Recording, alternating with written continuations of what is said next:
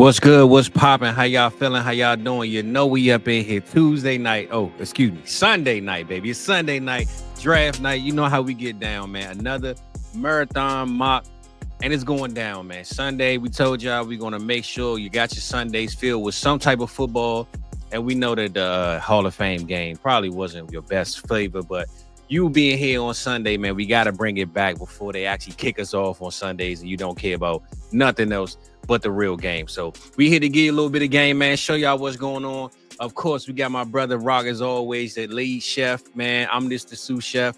I'm getting the plates and all this seasoning and everything together, man. But we got us a guest today, man. We got us one of these guys, man, who, hey, man, this guy got a lot on his resume, man. He got a long journey up in his entertainment game, and I'm going to let y'all know what he got popping, man. But Tom Tipple, man, how you feeling, Playboy? What's going on with you, brother? Happy to be here. Met you guys last year, and we're finally able to make something happen here. So Yes, happy to be here. I'm ready to try this new format you told me about. Yes, not many. sir. There's not many new ones for me. There we go. See, that's what we glad you here, man. We glad you here. You know, we gonna kick some flavor in your ear, Tom. You know how we get down, man. Rock, what's good with you, brother? You muted your mic. Make sure you got it unmuted when you get popping, baby. What's good with you? Man, I am having a really good day, Fizz. I took a bath for like the first time in a while. I'm usually a shower guy.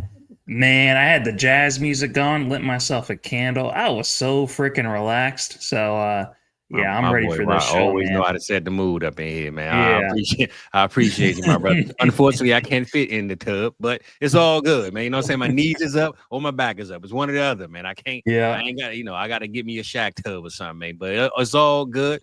We going to get clean either way, man. But again, man, we glad to bring this draft through for the people, man. You know, every week they waiting on it. They was used to the Tuesday thing, and which we still keep going on, man. But we figure Sunday, man, while we can run it up on Sunday to kind of bring a little NFL excitement on the Sunday evenings before it really go down in a couple of weeks. So while I'm yapping, running my mouth, let me send this sleeper link for the people, the right link, so people ain't joining some random league and all this other stuff. But Tom, man, listen, I'm gonna give you the rules, and then we're gonna get into some other stuff. But I'm gonna give you the rules early so we could jump on there when this board get it popping.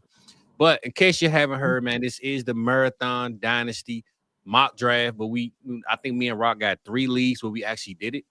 So it's called the Marathon Dynasty Startup.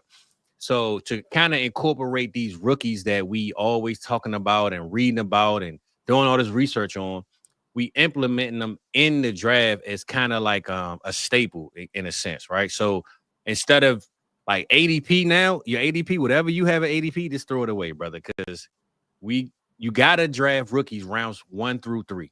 So rounds 1 all the way to 312, rookies only.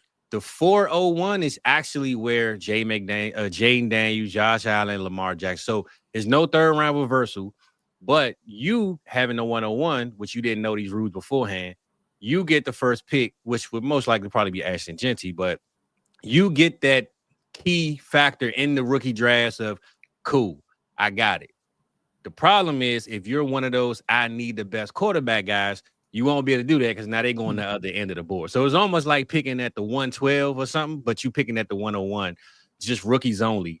And then when we get to the 4th round, we get into all the vets and everybody else, man. So just knowing what I just told you, I know it's a lot of information, man. What you think about that strategy? What you think about the draft? And let us know, man, how you gonna let us win this draft and not hurt us too bad, brother. It's easy. See, here's the thing. I don't take quarterbacks anyway. I've made my entire career on fading quarterbacks. I took what JJ Zacharyson started with the late round quarterback, applied it to Superflex and Dynasty. I live on the Geno Smiths, Daniel Jones of the world, the Aaron Rodgers. Hey, my man. When Aaron Rodgers announced that he was coming back, at least 5 teams went from I should probably sell some players to we're back. It's fine. Yeah. So it's unfazed. And now that I know that I get 101, I'm going to be the only person in this draft that's going to wind up with a first round standard ADP. Yes, sir. On the board before that 4th round. So when in doubt, just go first. There we go. Oh, there we go. You run the table. There we go, man. Well, I see we had somebody on the X, man. He asked, where's the link? It's over here on the YouTube channel, bro. So if you can come over here, Saul Harmon Vibes. We got it right in the link. We got 2 spots open.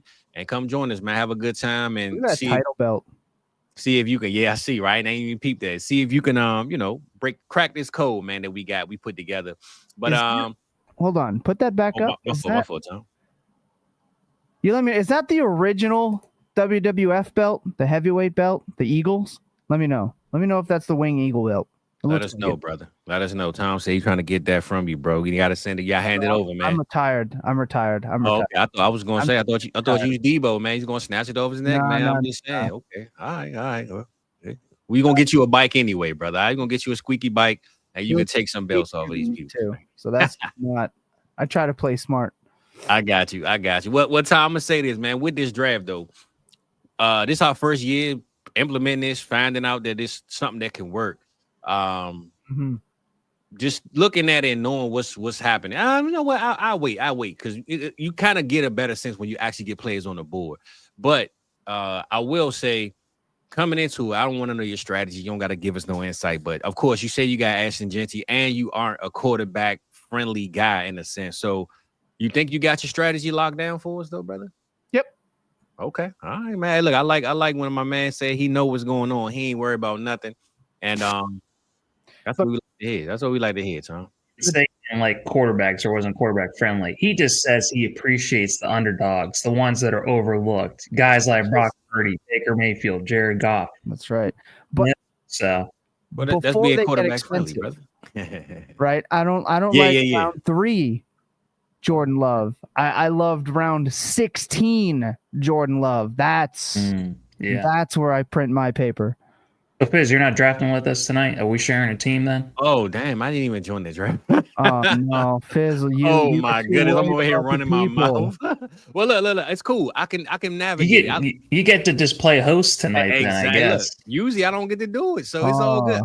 I don't mind watching the others. I really forgot because I was so trying to get everything together. But I actually like this, though, because I told Rock before, I would like to get it so that me and him don't have to draft every time. So now I can sit back and watch y'all guys do the Royal Rumble, man. You know what I'm saying? So we will tap into the chat. She was good with the people, but while we got this draft started, man, it's looking good. Let's go ahead and see what's up with the people, man. My boy D-Walk is in here, and he said, man, ask Tibble if Flacco is elite, and he also said it's going to be good to see the difference of opinions on the top tight ends because, over there my boy Tom looked like he ready, man. He ready to talk about them tight ends too, man. So we gonna get into that, man. Nick in the bank is up in here. My boy Flock, man. We appreciate you, Eric Bryant.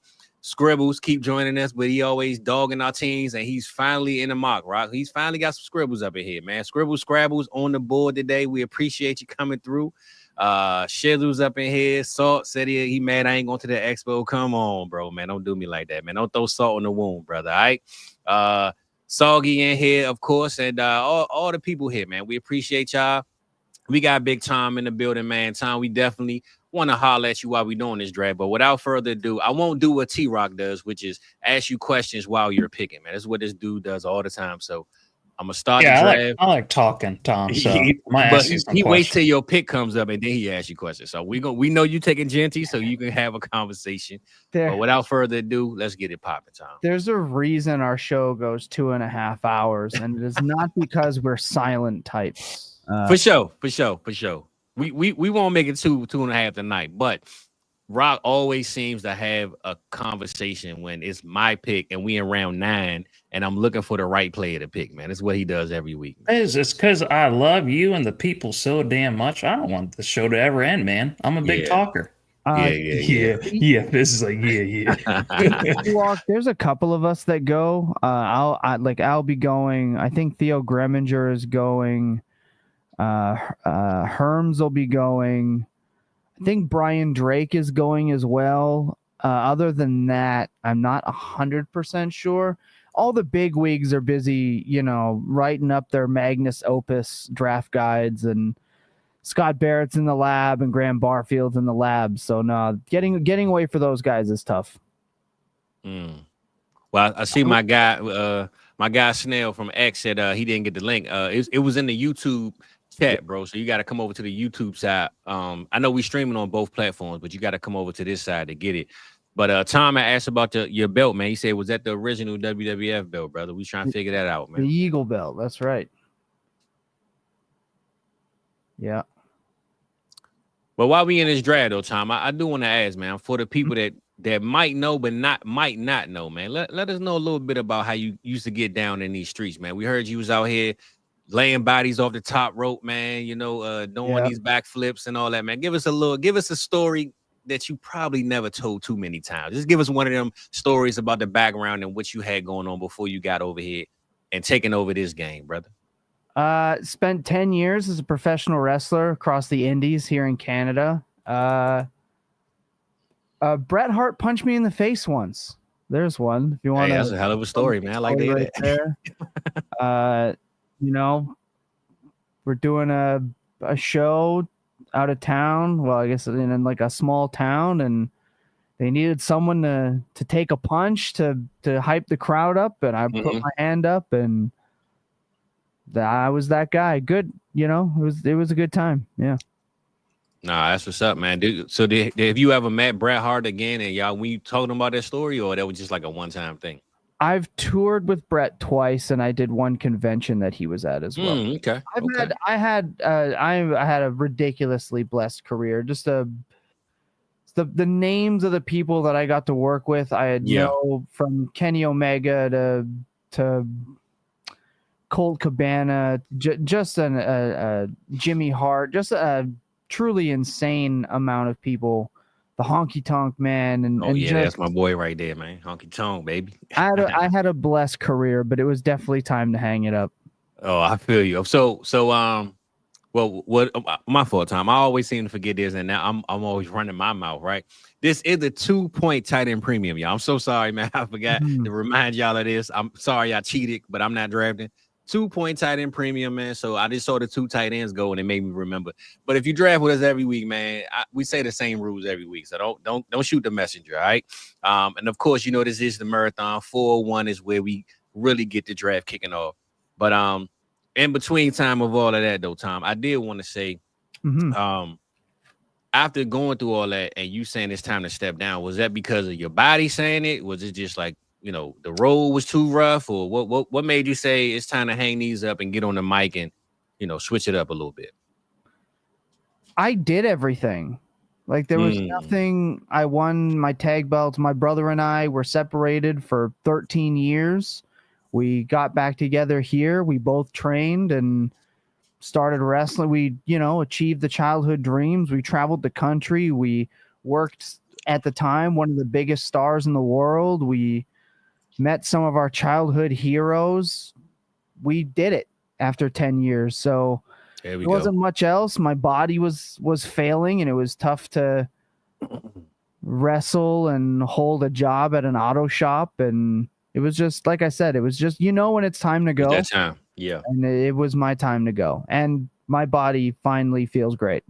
There we go. All right, man. Well, we see you putting in that work, man. You're in that gym, you're eating right, you're doing what you're supposed to do, man. We love to see that. Rock, he going on his walks. Rock that made me stop putting in a little bit of work, man. So everybody trying to get healthy, man, and live a little longer, We need all the energy we can get, in order to give the people what they need. They want us streaming every damn day, Fizz. So it's just we come home you tired just want to as stream hell. every day. You just want to stream every day. They don't want to see us. You just want to do it. Yeah, I do. No, I absolutely do. But there is something when you want to accomplish different things in your life, you want to keep, making those goals and trying to get those achievements. It's just like the only way you can really do it if you want to, keep stepping your game up is you got to turn towards your body. Yeah. So that's usually the first thing where it's just like, I'm too damn tired. My body hurts too much. It's just like, well, you got to try to fix those types of things so you can accomplish your dreams. What are you trying to say, Fizz? Well, Rob, I want to give a what the hell right quick because Jalen Milroe got all the way down to the 209. Yeah, I was considering him at the 204. 209. That might be the first time we ever seen that one though, Rob, man. What the hell are you on that one, man? What the hell? What the hell are going on up in here tonight, man? Jalen Milroe 209? Somebody drafted a guy coming out of retirement at 211. So, oh my God. Hey man, I'm just saying, bro. 209 for Jenny Milrow. That's tough. Usually he going 204, 203. So good steal, Nick. You know, my boy Flock, man, doing his thing. After this though, Tom, what I like to do, I like to pause the draft at the 401. And since it's a new format for you, and probably people that's watching at home, just kind of give us a rundown of which teams you thought took advantage of it, and then we'll get into, I mean, it's still a rookie draft in a sense, but you could tell, like Nick, I could see his format right now. He got 2 quarterbacks, 1.5 quarterback anyway, and he doesn't have to reach, I think, when it comes to the 409 if he doesn't want to. So I do like getting Cam Ward in these drafts at the right price because it kind of gives you that safe way of, all right, I got me 1 quarterback, so I don't have to worry about doing too much later on when it comes to getting a guy and everybody else taking all of them. So, Tom, I don't know how many dynasty leagues are you going to be in this upcoming season, and how many startups are you in? Were you in a lot this year? I didn't do a lot of startups. Not a lot of startups this year.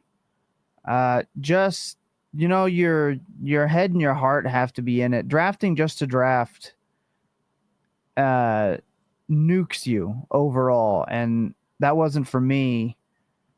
Overall, so you're not one of these degenerates with like 50 leagues then, like some people. Oh my God. See, I'm only in 12. I didn't do many startups this year, but I have done enough over time. It just, with things at Fantasy Points moving really fast and growing, I did a lot of co-commission leagues. Like my co-host Andy Buckler and I did a couple. My co-host for my Tuesday night show, Ryan Heath, and I did a couple. Not a lot of solos though. Just, you got to have enough time to be an active manager, and with my gym stuff kind of taking center stage, my new love of golf over the last couple of years, I just wasn't prioritizing bunch of trade backs, and that I just couldn't justify doing a bunch of leagues that I was half-heartedly into. That's a good thing, bro. Too many times people join leagues and they are the one that's messing up the league because draft smarter. They're not even active. You draft smarter when you're there. Yeah. So, and it's more fun for everybody else. Don't be the one that's never around. Like I paid money to play with you in a sense, and now you're not even here. Like why you taking this spot? So see, the tough thing for me is when you get really into every rookie class. I just want to get as many different shares of each of these rookies as I possibly can. So it's hard not to do 3 or 4 different startups every damn year. So that's where you get into trouble though, is drafting for the rookies, because if you do startups to get shares of rookies and those rookies don't work, you're screwed. Well, Tom, that's why you do the marathon, because now we force you to take rookies that you might not have thought to take. If I were in an actual, like, if this was not a 60-second clock and this was a startup, I can tell you I would not have made one pick just now. Every single one of those picks would have been traded out for. I like. Not even Asher Genty. Traded. He holds. Oh my God. He holds the most weight. Well, I say this, Tom. Now that we at the part where we go into getting rid of those rookies, what you think? Who got the formula? Who got the juice right now? And who you think going into this next round kind of got it figured out right now? We know you done with the rookies, but who you think got it a little bit? Trade them away. Team going into the fourth before we move on. Theo got best bang for his buck. I feel like. I think, and then right after him, Soggy did as well. I like 1.8. 1.8 really solid. You won't catch me drafting a Cam Ward, let alone above someone like Tet. So that one's not for me. We're a big Cam Ward channel here. He's the lowest drafted, out of the first quarterback taken in the first round. He's the lowest drafted one. Crazy. Yeah. Like, he's just not a profile of somebody that I draft. So you know what's so crazy, Tom? Little bit more of a pylon guy for me than I like taking. But I will say the Harvey Judkins fan and team. Boy, if Judkins ever gets to sign that contract and he stops boxing, he'll be that'll be a heck of a pick at 2-3. It would. That's a great. Yeah, I like that, honestly. I don't know how I feel about a Cleveland stack, but that's just me. So I say this though, Tom, and Scribbles, we back on the clock, Playboy. I forgot to remind you. I will say this though, Tom, looking at you being able to get these rookies, even though you don't want yours. What do you think? It's not that. It's that you hold the most. I hold the most power at 1-1. You do. So I just say being able to draft this way and then going into the next round as it being officially now the start of a draft. What you think about this format in a way of you making it work or you starting a league tomorrow that look like this? Don't break his heart, Tom. Oh, no, it's not for everybody. I will say that it is interesting. It makes you... So one of the things I think people do wrong in most startup drafts to begin with is the team that drafts 8 rookies in 10 rounds. And that guy is usually always an orphan team within 2 years. And there's always one. Somebody that just wants to stack the rookie picks and they trade out of all their other picks, et cetera, et cetera, et cetera. This makes it so you can't do that. I will say in a class like this one, let's remember going into this class, it was deemed as an unsexy class. It was analytically not a standout class. It has maintained that even though people like landing spots, and that's totally fine to do, but the analytics of this did not change. So if you're drafting at the end of this, yes, you get the benefit of taking the vets early, but I think you're at a massive disadvantage. Like, look at the values that a guy like Hampton's going to be a second-round startup pick next year if he doesn't get hurt. Trevion could easily creep into the third. Egbuka could easily be sitting in like a 4th-round spot somewhere like Rashee Rice was last year. Like, you're sitting in a massive advantage, more so than you are with the vets, because you look at the veterans that are coming off the board. No matter what, at the 112, I'm going to get a player that would either be anywhere between the 108 and the 202 in a regular startup format. So late in this draft, you are up against it in terms of hit rates and things like that. Bit of a disadvantage that way, but I definitely enjoy the gamesmanship of the draft itself. I like it. I like it. Also, shout out everyone for letting me grab Brock Bowers at the end of this round in a 2-point tight end. Tom can hold a conversation without even a hesitation. Just draft his players and not make a big deal about it, Fizz. He had 2 auto picks too, though, brother. He ain't had to look through the rankings for that. But that actually proves what I'm saying. So not only did I get the advantage of the 1-1 and where people at the back end probably feel inclined to take those quarterbacks, I get to stack 2 players that would be 108 and 19 in a regular. But you know what's so crazy, Tom? I love to hear you say that, because throughout this draft process, all we hear is that teams 111 and 112 had the advantage every time. So I'm glad to hear you say that, because now all these teams end up, usually 3 of these teams on the right end up being QB holders, and now the team on your end is short. So it's like, we'll see what this one looks like, but I'm telling you, to hear you say that, I'm on your side with getting a double tap on that 412 and 5-1. But a lot of people have said the cheat code is on the other end. So I'm glad to hear you say that. I love QB hoarders. They're my favorite type of fan. And I know my boy Mike, right? Iowa Mike's Mike. Listening. Love him to death. Brother, stop it with that. They can't play receiver for you in week 10. The way I see it, and yes, if you're good enough, you can get the deals done that gets that, gets that guy to reach, a quarterback taken in the 8th round, right? You're going to get a receiver that's drafted in the 6th round. I don't I like to assume that when I go in, my league mates are not pumpkins, right? They're not just burgers there for everyone else to eat up. And I'm just assuming they're going to understand that panic trading is not a good idea. Is Dynasty and it's not redraft. For the most part, I mean, you can run tables with players like Joe Flacco off a waiver wire. You can I won championships last year with Tyler Huntley as my QB1 because everyone else died. Wait, how'd you do that? That doesn't seem possible, Tom. Tyler Huntley? Devontae Adams in the Superflex, baby. That's why it's a Superflex. You don't need to put a quarterback there. Get a receiver that's racking up 40 points a game towards the end of the year. You can ask Ryan Heath because I beat his ass in the finals, so you can ask him. But you can definitely. I say this too. Think about Saquon Barkley last year. He won championships for teams in the Superflex. It's like you don't need that quarterback to sit there. And yes, you get the elite quarterbacks at the top.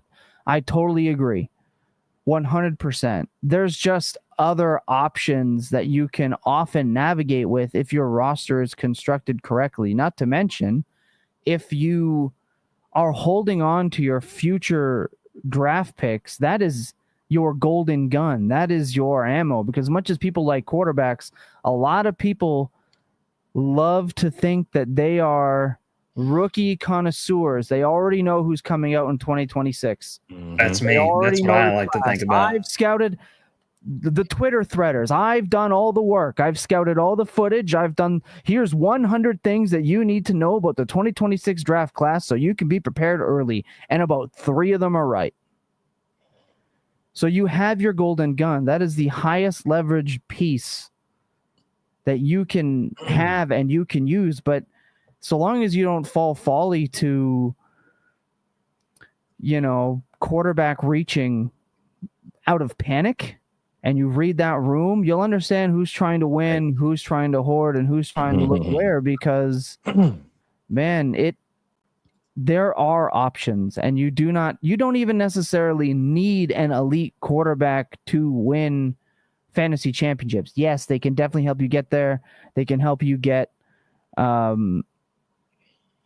weeks, but outside of really the 3 guys, right? It's Josh Allen, it's Jalen Hurts, and now it's Daniels, and Lamar every 3 years seems to put up a year that's absolutely mind-blowing, it feels like.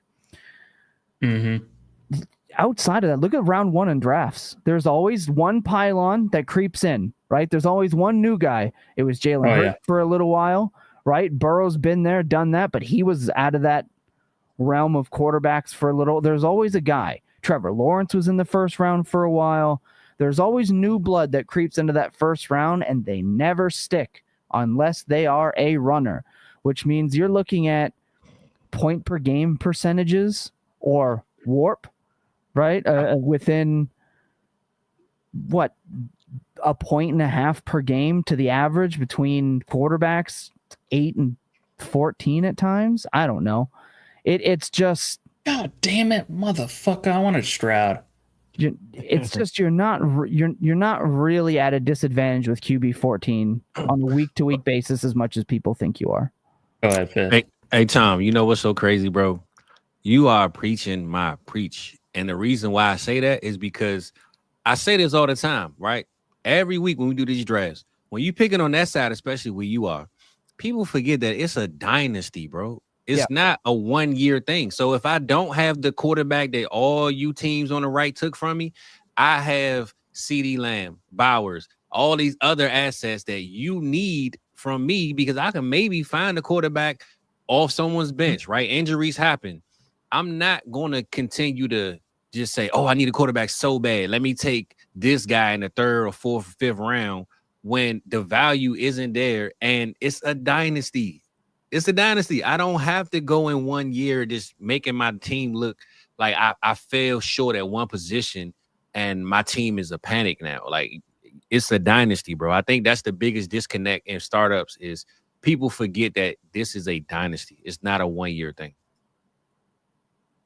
The one question I want to ask you though, Tom, because I hear everything that you're saying, like the hit rates is one of the things that I spend the most time on, making sure that shit is always up to date. My hit rates go all the way back to 2018, 2019, because that's when Superflex leagues really first started to become a lot more popular. That's when we had, as many different leagues as we do now on Sleeper, which is, it keeps getting crazier and crazier, the amount of data that we get now back from it. But I say that all to say that despite there being maybe a 10 to 15% hit rate, when you look at the top 156 players actually being rookies, how slim it is. The cheapest, though, that you'll ever get these rookies is in the rookie drafts. Yep. So if you do have that process and you feel like your process is a lot better than most other people, when you can try to find those, I don't know what you want to call it, diamonds in the rough before they get figured out by other people. The cheapest you're ever going to get them is in the rookie draft, because the vast majority, almost like 70-80% of the players that are in the top 4 rounds of startups, they've been in the league for less than 4 years. And a lot of them are last year's rookies. So how do you balance it between, you don't want to miss out at their cost, but then also too knowing that there's a slim chance, depending on where you're drafting, on hitting one of those rookies. So just comes down to understanding your league evaluations of what a rookie is worth. So it would be disingenuous for me to sit here and tell someone, well, you have to do X because do this in every league, because if you don't, you're going to miss out on this, and this, because every league values these things differently. It might be cheaper for me in one league to trade up to the 102 from like the 105, which is a significant tier difference, than it is in every other league. So that's the league that you have to, that's the league I don't want to miss out on, to answer your question. So each league will dictate and determine how much you want to risk missing out at those costs. If you make it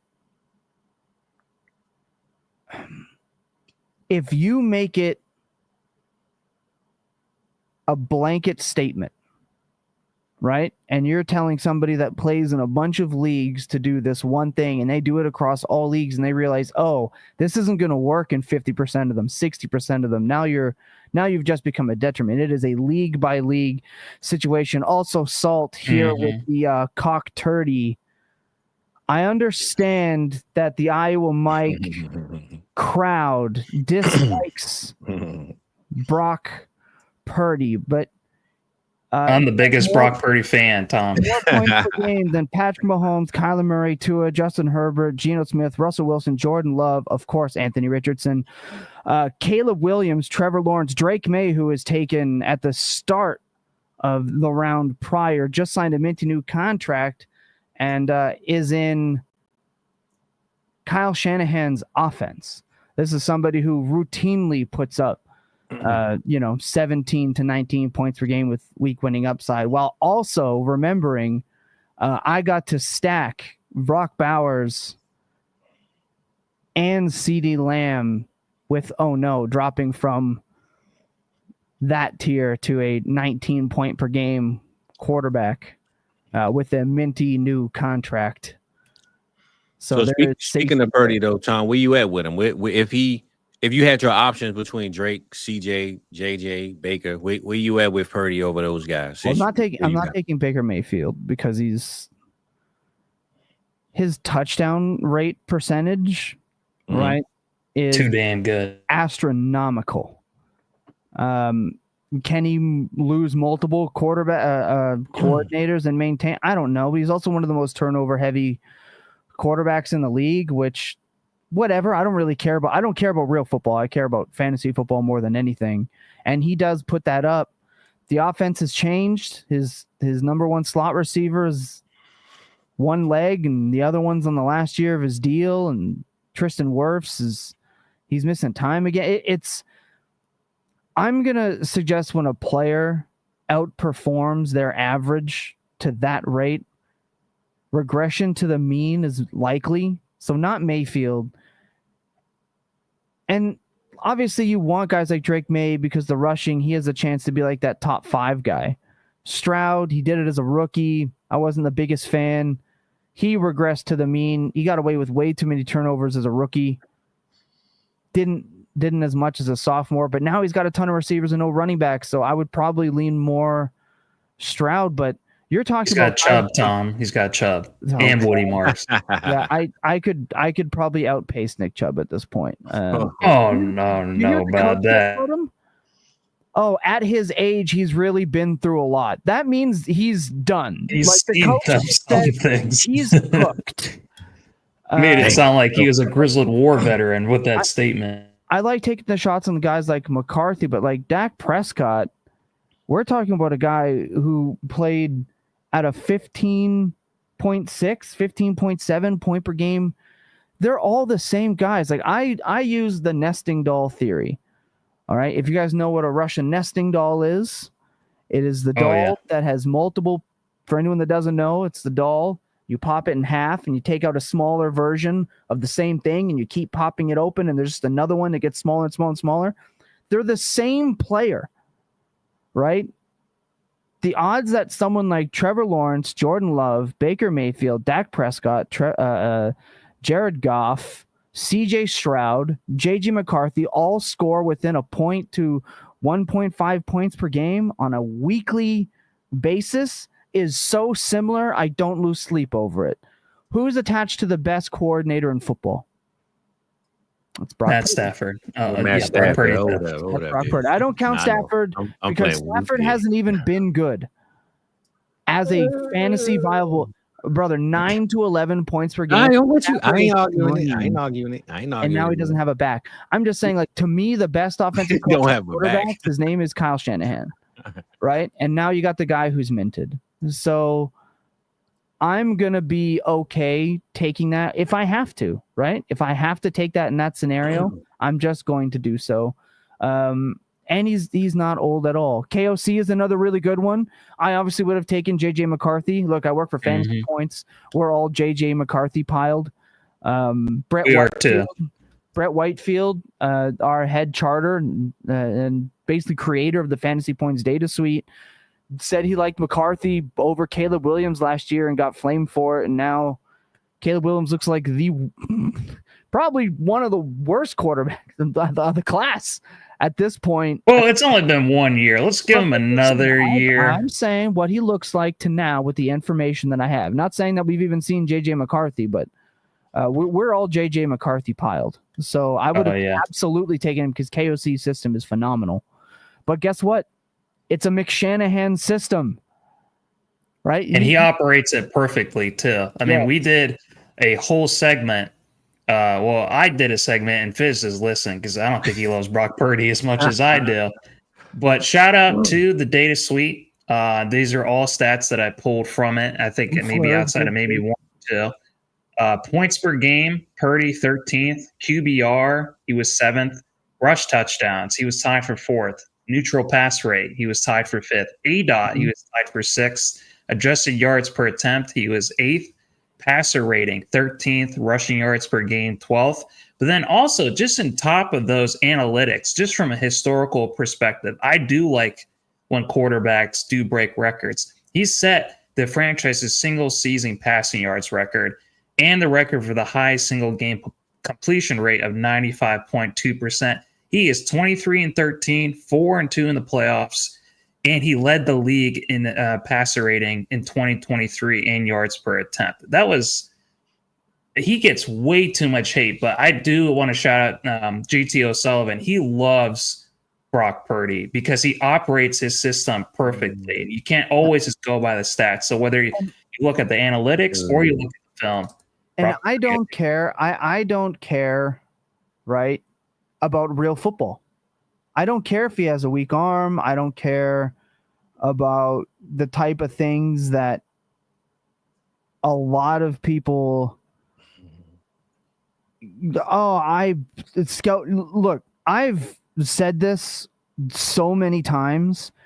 Only one person, one thing can scout quarterback, and it's God. The rest of us are just guessing, right? Everyone that says they know how to scout a quarterback, I know how to look at quarterbacks, I can predict what quarterback's going to be good. No, you can't, And no, you don't. It's the hardest position in sports to figure out. There's too many moving parts involved, and system matters a lot more than people want to admit, right? There's like Justin Herbert he's a very fun player and a great player. I'm sorry. He had a phenomenal run last year when they let him loose. They let him loose because their running backs were hurt, and it correlates. Their pass rate over expected when J.K. Dobbins went down, shot up, right? Even when Gus Edwards went down, their pass rate over expected went up. Their neutral game pass rate over expected was not where people were hoping for with Justin Herbert. Well, they also found a stud in Ladd McConkey. So yeah, I think that was also another big part of it too. 100%. But we're fantasizing, right? 5,000 yards passing from Justin Herbert again, and he can do it. Greg Roman is the offensive coordinator, and Jim Harbaugh is their head coach. If they want to run the shit out of the ball, play football after drafting Omarion Hampton, you need to look yourself in the mirror and realize that you are the problem. Because it's not happening unless everyone in that backfield dies, or like Twitter's favorite non-relevant player, Kamani Vidal, all of a sudden becomes the Damian Tomlinson. Like it's just not. It's not going to happen. You don't have a lot of faith in Quentin Johnston then, or Trey Harris. God, please, I like Trey Harris. I don't like Greg Roman. Like that's the problem. Chef nails this. We can't, as outsiders, understand what is between the ears.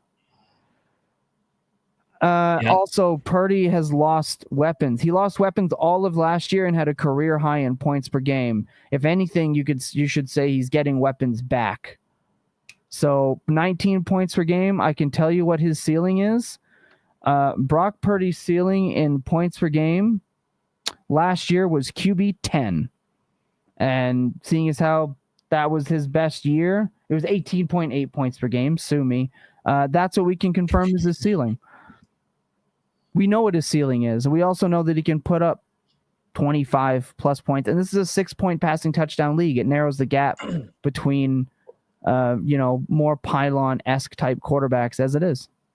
Well, I think him having Christian McCaffrey might be that extra. Oh, Christian McCaffrey's going to play 8 games. Give me a break. I mean, that's 8 games. 8 games more than what he might have had. You know what I'm saying? No, I agree. It's just the Christian McCaffrey evangelists on Twitter have to realize that it's might be over. It might be over. It's probably going to be over for the Christian McCaffrey that we knew and loved. For sure. Rock, I got to call you out again, brother. You got to stop this, man. Stop what? Stop having amazing drafts? You can't do anything about it because you're on the sidelines. You ain't even been in this draft. No, bro. What the hell are you, man? You taking Geno over Justin Fields is crazy work, bro. You keep taking Geno Smith. Appreciate that, by the way. You're welcome. Man, I'm going to go with Geno because I think he's a better quarterback. But I'm gonna say this, especially between the ears, over Hawk, Kyron, and I don't know, Rock, man. In an Arthur Smith offense, Justin Fields last year put up absolutely absurd numbers. So fantasy points per drop back, Justin Fields was 4th in the league at 0.62. He had more fantasy points per drop back than Jaden Daniels. And that was in an Arthur Smith-led horrendous offense. Yes, he's probably terrible at playing quarterback, but that's why I remember. Remember when I said I don't care about real life? I care about what he can do. I don't have to watch the games. I'm never going to watch a Jets game to watch Justin Fields miss everybody.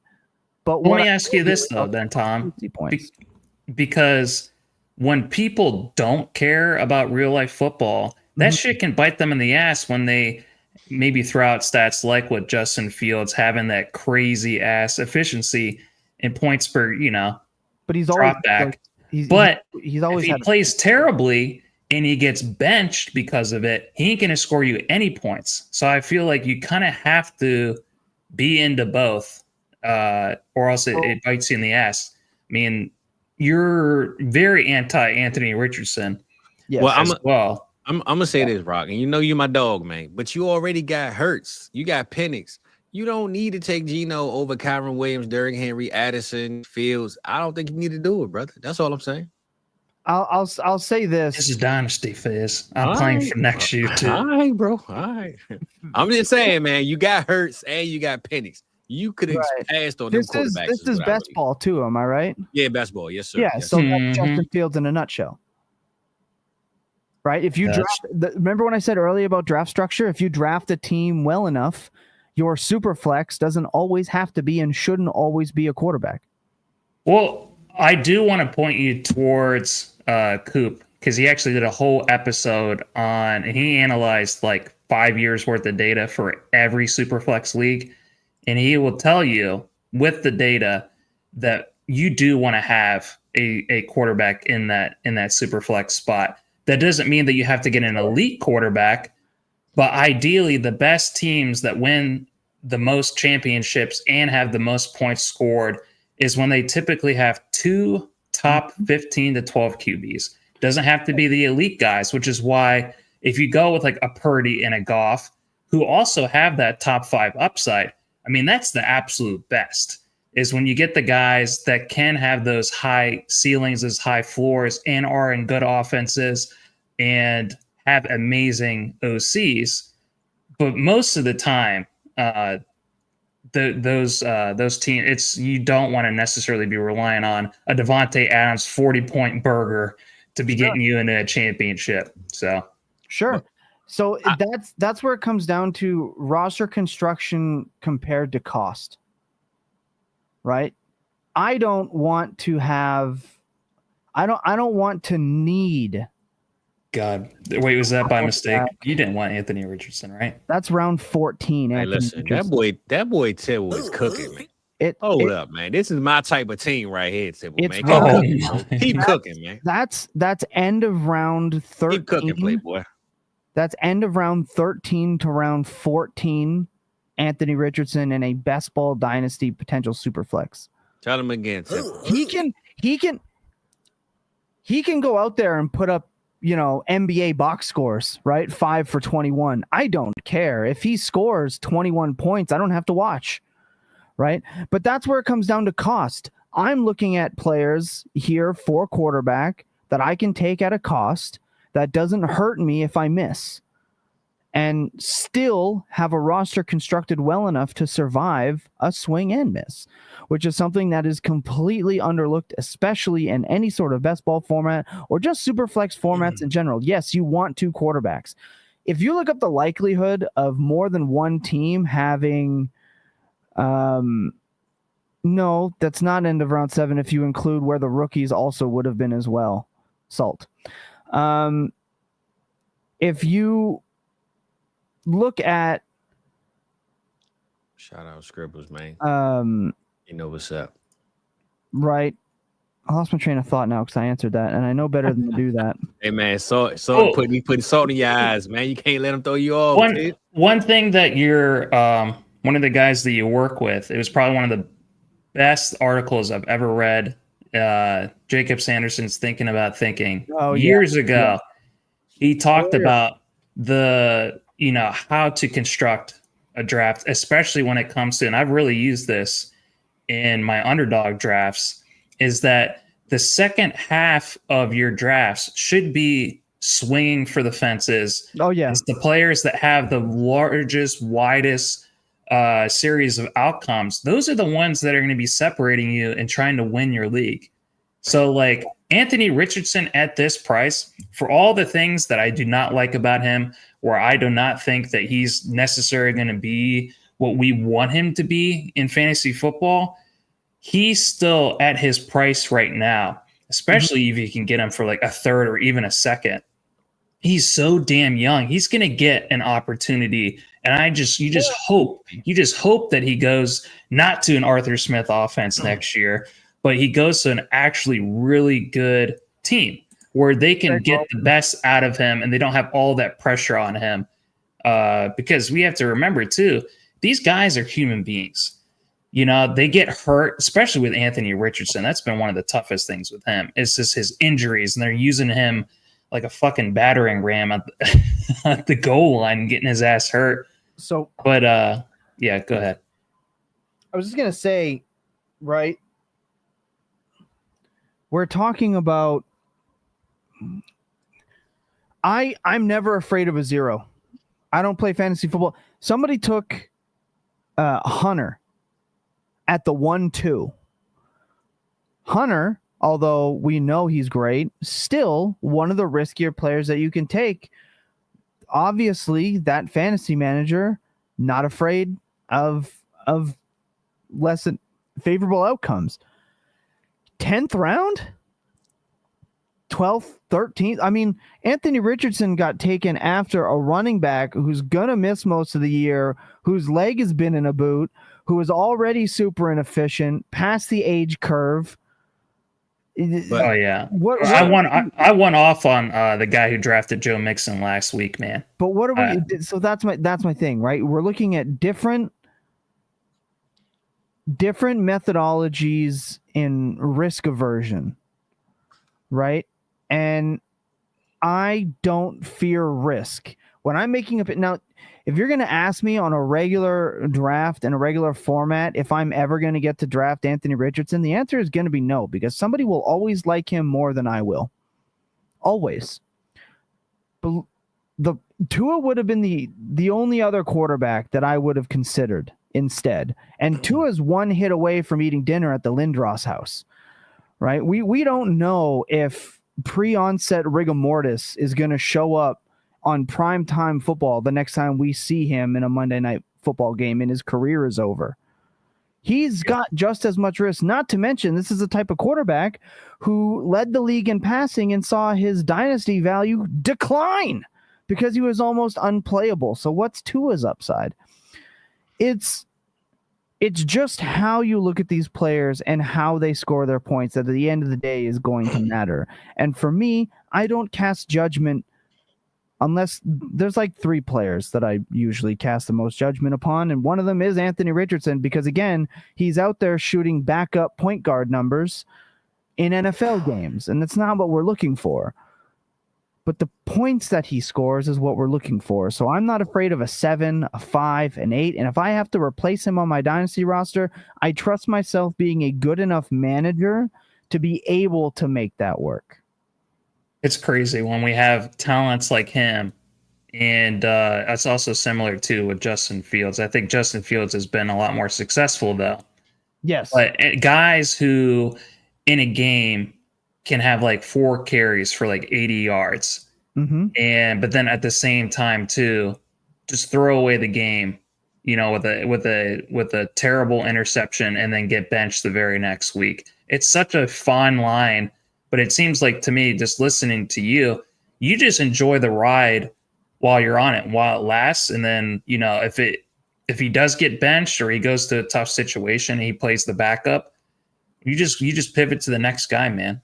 I also love those 2 picks right there. Hey, man, this boy Tom is cooking over here, man. Hold it up, I've done this man. a few times. Hey, Tom, man, keep doing your thing, Playboy.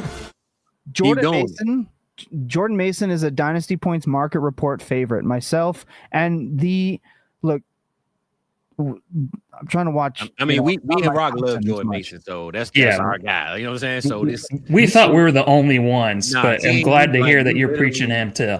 No, we love fat ass running backs. That's what we call them. They're not flashy, right? They're not going to do a whole lot, but they're 10 points from a running back in Dynasty in like week 14. All about the offense, man. He in one of them offenses that he can't go wrong. It's also just a matter of like you need one hit away from the Lindros house. Yeah, shout out to anyone that understands hockey references for that. And Kevin Stevens for making that reference possible, I guess. But it's about the upside shots, right? So they spent legitimate capital to go and get Mason. They paid him legitimate money. Yep. And Aaron Jones is inefficient at the goal line, and that's something that they were really hoping. I'm forgetting his name, but I think it was Chandler last year was supposed to do, and he was Chandler didn't do shit. He was also terrible at that. But if you listen to the press conferences at the rookie draft. KOC was harping about how they want him involved. They want him into the goal line. Then they go out and they get a back that can do that exact same thing. Aaron Jones, not exactly a beacon of health. I mean, we're talking about a guy who at any point in time in the season can give you a 14-point per game stretch run without catching a lot of passes in an offense, with a quarterback who's going to be starting in the first year, more likely to lean on the running game. And what do we know? We want McShanahan style offenses. So these are just the things. Now, I'm also not a Tank Bigsby guy. I'm not. I think he's you drinking a Kool-Aid right now with that one? No, I think he's a woefully overrated talent. Dang. He tried his best last year, man. He did pretty good. Outside of, and look, we can sit here and be like, well, you can't extrapolate all the big, when the best thing you do are the big plays. Tank Bigsby can give you that. He gave the Jaguars that. I believe he had 4 runs of over 50 yards that ended in scores, if I'm not mistaken, off the top of my head. Outside of that, his rushing efficiency numbers were dreadful. But I want a piece of that backfield. Now, Tootin went early, and I'll never draft ETN. As anyone knows, the last time I appeared on the South Harmon channel, I shut the stream down yelling about ETN so much because he was going in the 4th round.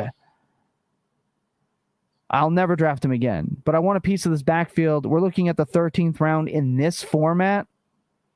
Easy pick in a best ball draft, especially when you got guys like Javonte No Knees Williams going in the same round. Javonte getting outcooked by Slime Sanders and a guys the coaches called lazy 2 weeks ago. That's not a backfield that I'm putting a lot of hope in, but that makes us really bullish on Pickens and Dak and CeeDee Lamb this year. So yeah, Pickens was somebody I looked at, but Zaytoven is a best ball guy for me. And I'm sorry, but George Pickens is like one random elbow drop into the stands away from never getting another shot again. Hey, we like that over here, Tom. Zaytoven, brother. You over there making beats, man, or what? What you got going on? That's my boy Andy Bucklers. That's all. That's all, Andy. We call him Zaytoven over there at. There we go. Over on the Market Report. Just a wide receiver 1 and a good offense. So.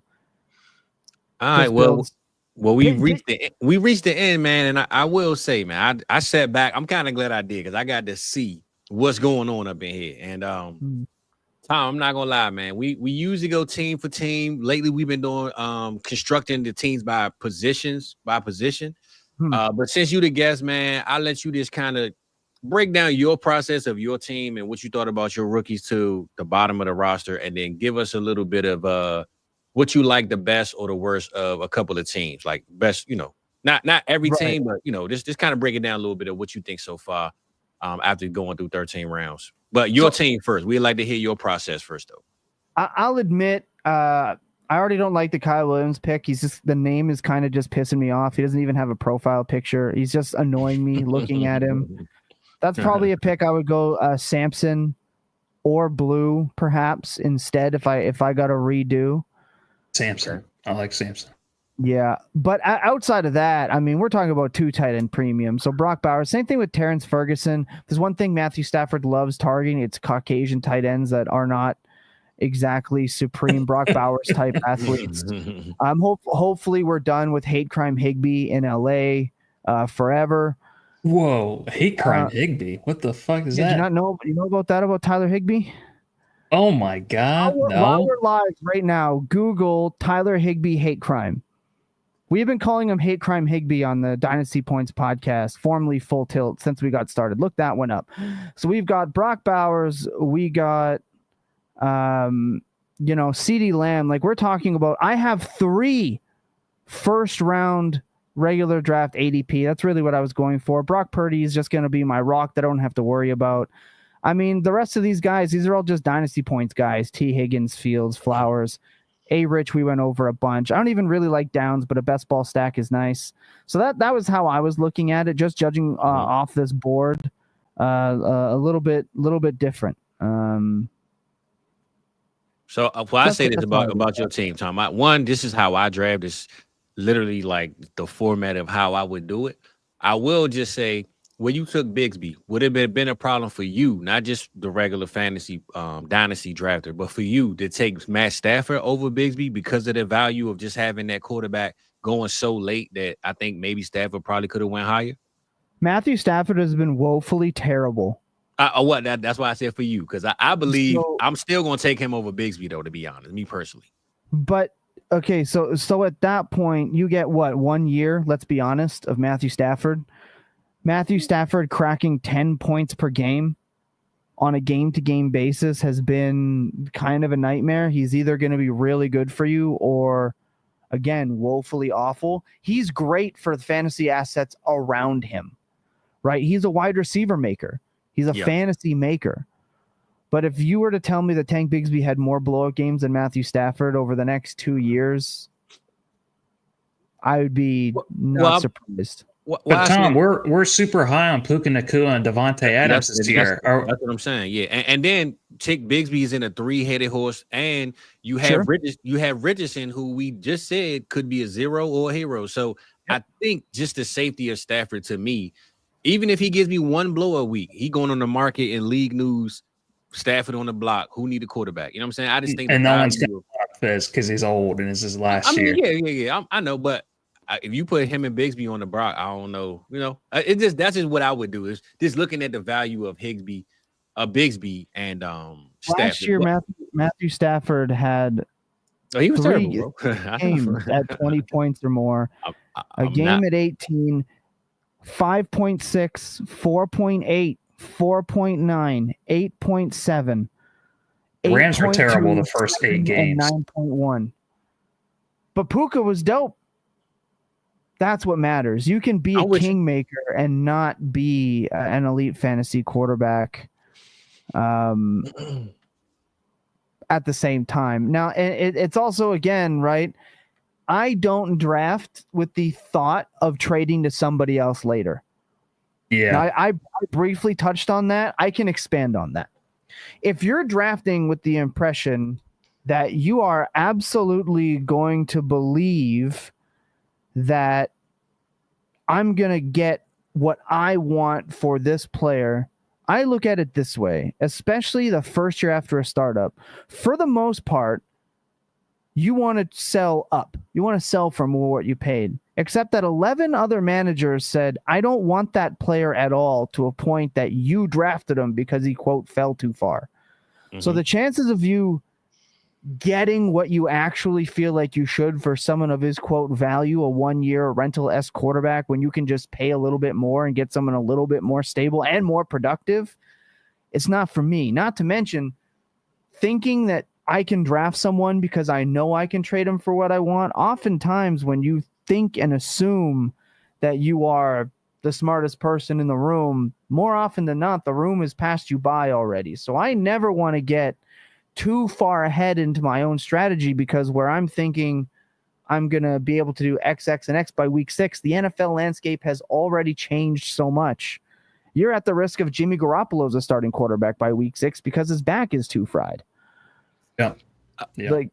So now what? Now you drafted a player to move off of him because someone's for sure going to need him. We just don't know that.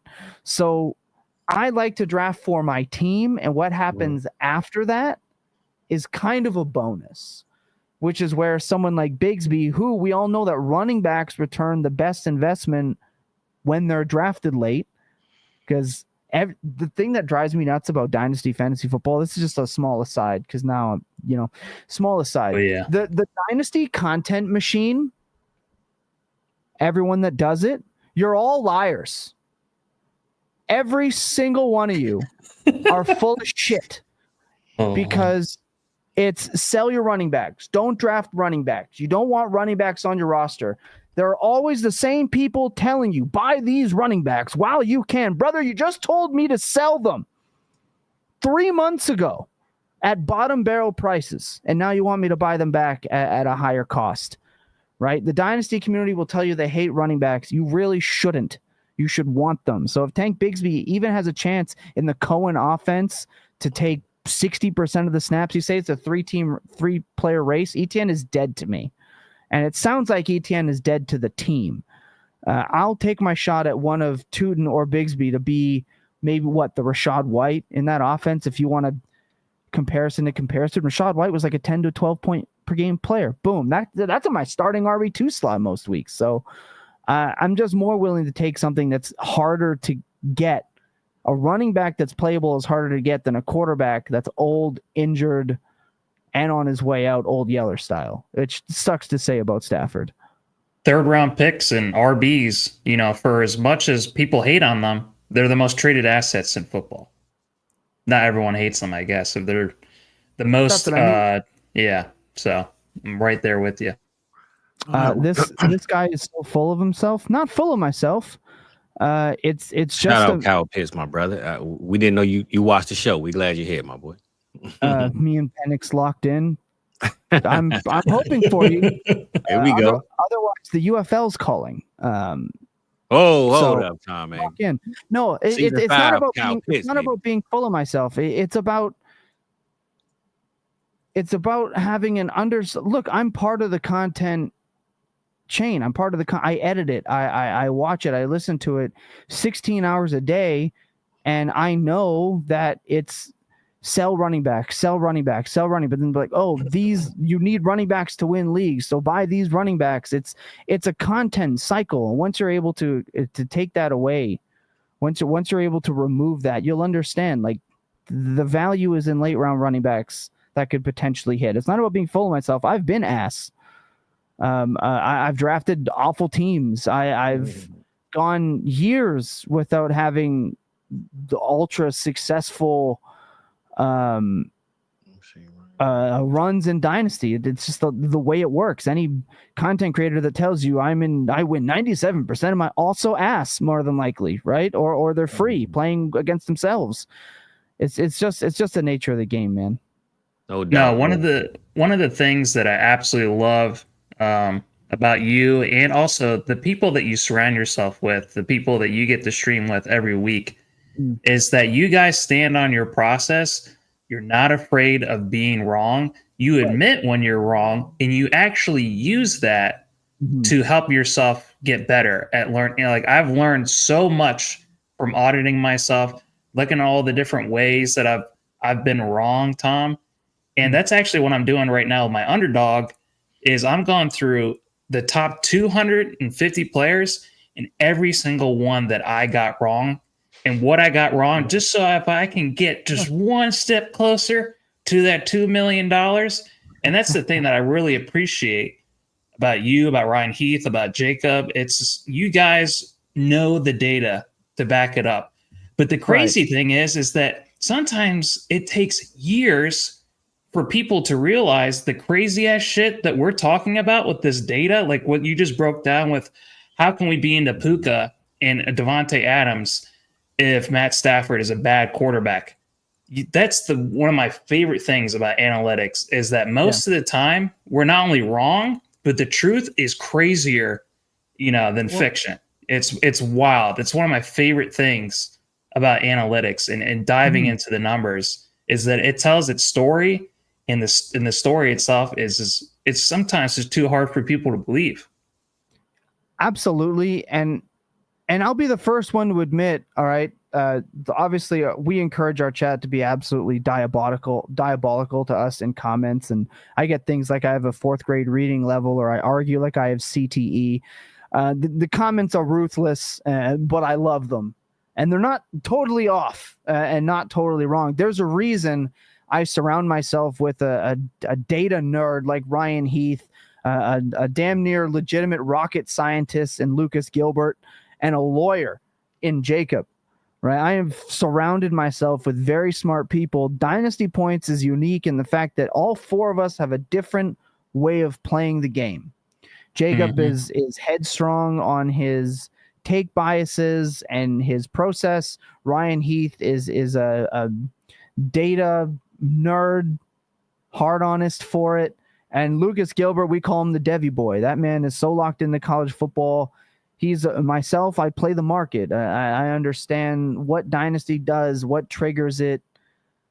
That's my specialty. You guys threw me an absolute curveball with this. I'm looking at some of these teams and they're making my head spin because I'm like, that's not what the market says. So for me, this is a struggle. We make our own prices around here, Tom. Listen, listen. We know what you got over there, brother. You bringing this good vibes, man. We ain't worried about what they got going on, man. That's why we got you here. So you ain't got to worry about too much. We got you covered, big dog. We got you covered, man. Yeah, and it's appreciated. It's nice to see something different. Rate your team, Patty. Where's Patty? Patty's right here. That probably was Patty. Patty was probably Kyle Pitts. Patty Mills. Okay, all right. Let's do a rating. Patty trying to cheat, man. We wasn't doing the whole thing, but go ahead, hook Patty up, man. Patty just skipped to the top of the line. You skipped ahead of everyone else. I usually save the degrading or rate requests for my OnlyFans account, but we'll do yours right here. I like the RJ Harvey pick at 110. I think that's a very it's piled or not pilled. I've heard it go both ways. Again, it's my lawyer. So RJ Harvey, Judkins. I like those two I mentioned. I like Fannin, 100%. Hard to go wrong with Daniels, my boy, Little Points London. I like that. CJ Stroud. I mean, you can't go wrong here. I'm never drafting Breece Hall, but I understand if you would. I like the Chase Brown pick. Shout out Canada. Terry McLaurin requesting a trade, getting away from that insane offense. Come to Baltimore, Terry. Don't come to Baltimore, for the love of God. Please, come to Baltimore. We need one piece. You'll die in Baltimore. Please don't do that. Tyreek Hill gives you a lot of upside, but again, he's one more weird comment away from fulfilling his dream of retiring and shooting porn. I like Calvin Ridley. Calvin Ridley's a great pick where he is. Travis Kelce, you're at least going to get whatever Rashee Rice's suspension. You're going to get his points worth. So I like that pick. And Mike Pittman Jr. is slept on. I'm going to give this 8.1 out of 10. Okay.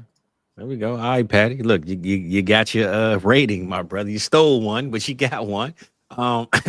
Well, I mean, we got the format of what you had going on, Tom. But what we like to do, since Rock kind of started this a couple weeks ago, we're going to go team by team by position. Who got the best quarterback room, running back room, receivers, tight ends, and then we're going to get up out of here, man. So interesting. I think, and we can still give a little bit of analysis of what the team actually looks like with that. But just starting off with the QBs, Rock, I let you start this one off, brother, because I do have questions with your QBs, brother. Where we at with the quarterbacks? Number one, and then, where we at with it? All right, let me take a look at who's got the best QB room. Man. See, this is pretty close because a lot of my guys that I have, like, as my second QB, those are all, like, I think it's good in best ball, but I don't have a strong second QB. There are other teams like Pat Mahomes, Caleb Williams. Like, Caleb Williams can outscore all three of those guys. I actually really, really like Bo Nix and Dak Prescott. That might actually be probably my favorite QB room because he only had to spend 2 picks and he got 2 guys that are probably going to be top 10. I also really love Joe Burrow and Jared Goff for that same reason. I just tried, I tried to do the QB horde. I just wanted to try it on for size. This is probably the first time I've done it all off season, and it's not my favorite thing, especially when I get guys like Sam Darnold and Geno Smith. But yeah, those are my 2 front runners. I like Saga Dangers and I like Shockwaves. What do you guys think? What'd you think, Tom? Scribble and Jericho did a really good job navigating their quarterback room, but again, I'm like the grimy quarterback guy. So I like Theo. I was going to say Theo was my favorite for sure. Theo was my favorite. Yeah, you have... Because of what he got in front of those quarterbacks. You know what I'm saying? So not just that, but you have the highest upside, in my opinion. Exactly. Yep. Lawrence with Cohen. Can he finally be worth his price the last couple of years? I don't know. But at worst, we could see increased quarterback play from him. Some maybe, Kirk Cousin-esque points per game type stuff. QB 10 to 12. That's very solid. JJ McCarthy, we saw what that offense can do with Darnold. Now you got the upside, and Bryce Young turned it on at the end of last year. Upside, you can fall flat on your face really fast with this set of quarterbacks. But again, I'm shooting for that upside. You've got him with Jefferson and Brian Thomas Jr. You've got Tet. You've got 3 unreal wide receivers. You took your shot at running back. Fantasy points favorite, Ken Walker. I'm almost contractually obligated to give you the shout out because you also have Greg Jennings and Tucker Kraft. This is a Dynasty points favorite. And if I didn't draft my team, this would be my second favorite team of the entire draft, let alone the quarterback room. Man, he already skipped to the end, Fizz. He already awarded a winner. No, I love what Theo did, bro. I love his quarterback room, but like I said, to get what he got in front of everybody else took their quarterbacks. He got those 2 guys when BTJ and Jefferson and Tet and Tootin and Sampson, and still got his quarterback room. Like I mean, this is easily the best team that Theo has drafted all 100%, all offseason. 100%, yeah, 100%. He's getting ready at the right time for these underdog drafts and whatever drafts he's got left over. So, no, really good job, Theo. Yeah, no, he did his thing, man. I close out, man. Rock, I gotta tell you, brother, Gino and Sam is bothering me, bro. But this is why, though. The only reason why is because when I look at even Tibble got Richardson right there. Tua went later, and then even Matt Stafford went at the 13. I know we had that conversation about Stafford, but Sam Darnold could be gone, one and done in 1 year. Sleeper fucked up Matt Stafford's ADP. He was way down. They moved him really far down. I don't know why Sleeper went out of their way doing that. Ever. They moved him down. We're fighting over him 2 rounds higher for sure. But I just like what went after Sam. And I'm just saying, looking at how the draft went, I don't even know if you could have got Sam Darnold a round or 2 later, just looking at how it went and played out. That. So round or 2 later. I just know you having Hurts and Penix. I just know I don't even think you needed Gino and Sam, to be honest, in my opinion. Just having those 2 guys. Taking Waddle. Oh no, we're anti-Waddle guys. Waddle went beforehand. Never mind, I read that backwards. Remember that 4th grade reading level comment I talked about? Well, those errors are so damn tiny. I don't blame you. Tibble, man, it's all good, brother. We good with it, but I think Theo, it's kind of. I mean, we kind of love his whole team, but we will get him the quarterbacks at least for right now. And let's jump into the green, man. Get the running backs out the way. And Tibble, I'll let you start this one off, man. We know you got the ultimate Jim and Genty, but where you at with running back with who else stacked up? And I'm gonna be honest, I believe it's my boy Shizzles at Team 3. He kind of broke the code, but I'll let Tibbles let us know what he think. I mean, if we're talking about just running backs, yeah, Team 3 has it locked. How he built that around it is why I don't go running back heavy. Mm-hmm. But if we're talking about just the running back room, second to none. That's number 1. Yeah. Yeah, shout out to Jericho too. The H.N. Taylor, really good. And then I also like Patty Mills's as well. So those are my 3 favorites. But I think, you're right. I forgot about Patty's. You're right. 3. I think 3 really locked that in. Yeah, I would say my boy Shizzle's at 3, and then Patty. I forgot all about Patty's, man. You just talked about it with the review. I love his team and Scribbles. Scribbles got a solid one too. Where you at, Rock? Oh, damn, and Jericho, you're right. Damn, hold on. I'm skipping people, man. There's some solid RB rooms out here, man. Yeah, I have nothing further to add. Those are lockstep with everything. I will say this, though. So, if this just would have passed on Joe Mixon for a receiver right there, if Christian McCaffrey, if he gives us a something season, having Bucky, Christian, and Connor right there, that's a scary sight too, man. If he ended up with an A-Rich, because knowing his quarterback room was just Love and Shuck, A-Rich or a Tua or something right here Tua went before that. So just something else other than Mixon, I believe, would have been a great pick for Salt and this running back room for what he got. I mean, getting Mixon before Connor at this point is not ideal, in my opinion. You could have gone Connor and then just taken Reed. I mean, yeah, he could have went Reed, Ridley, Myers. And that to me would have been the play. Yeah, personally. Yeah, no, I'm with you. Well, let's jump into the receivers, the best position, the only one, the one that we love the most, the championship roster winning position. I see a lot of blue always go early, as we know. And Rock talked about those young rookies that jump into the top 4 rounds the second year around. Where we at with these receivers, man? Tom, let you go first because you got my boy CD Lamb, and that is the CD GOAT, man. People don't like to know it, but they understand it now. I let them know. Where you at with these receivers, man, and who's taking that crown at that number blue spot? Probably Salt. Right. Yeah, I think it's Salt too. I ain't gonna lie, man. So he looking salty, man. Looking good. I see you, brother. Again, like Theo did the same thing, but in my opinion, a better base. So like I love Salt's receiver room. Just not the quarterback room. If you stack the whole teams together, Theo's receiver room starts to look a little bit.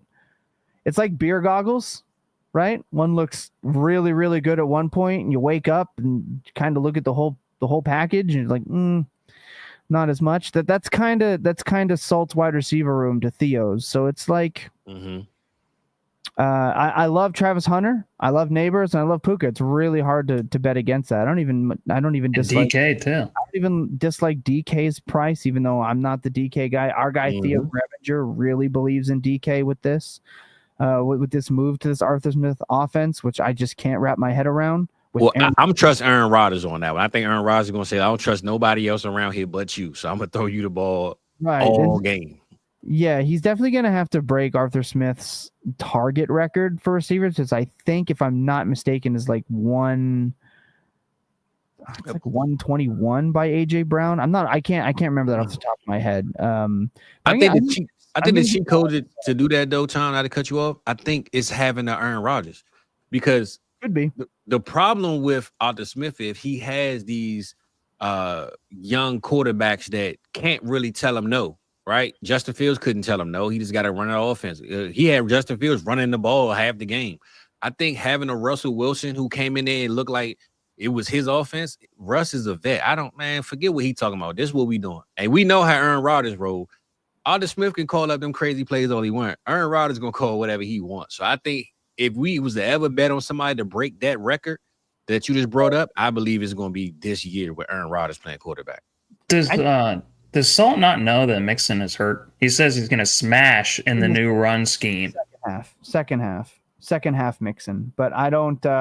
He's mixing it in, is what I guess he's trying to get. He's trying to do.